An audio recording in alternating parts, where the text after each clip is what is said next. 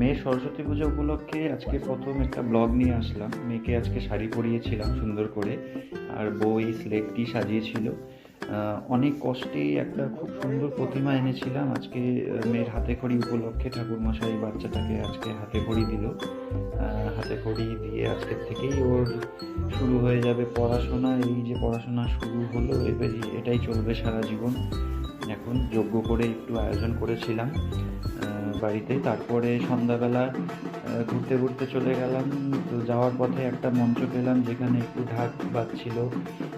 সেটা আওয়াজ শুনে আমার বাচ্চা একটু নাচানাচিও করলো। এটা কী স্টাইলের নাচ কিংবা এই নাচের কী নাম আমাকে কেউ জিজ্ঞাসা করবেন না, কারণ আমি এই নাচের নাম অ্যাকচুয়ালি বলতে পারবো না, কারণ এটা আমার মেয়েকেই জিজ্ঞাসা করতে হবে যে এই নাচটা কী নাম।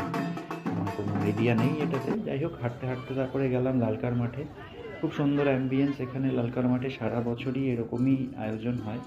তারপরে চলে গেলাম গল্ফ গ্রিনে। এখানে ওয়ার্ল্ড পিস মিউজিক একটা কনসার্ট ছিল।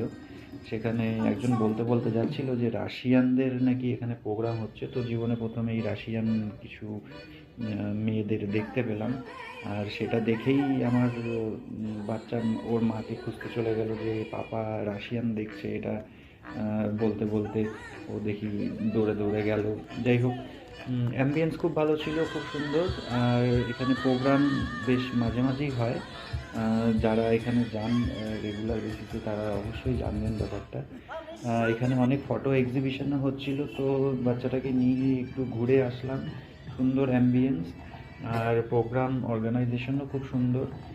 দেখুন কত সুন্দর করে লাইট লাগিয়েছে চারিদিকে। ফটো এক্সিবিশনও ছিল। যাই হোক, এগুলো দেখে আজ ফিরলাম। এই ব্লগটা যদি আপনাদের ভালো লাগে আমাকে জানাবেন। অনুপ্রেরণা পেলে আমি ফিউচারে আবার ব্লগ আনার চেষ্টা করব। সবাইকে ধন্যবাদ।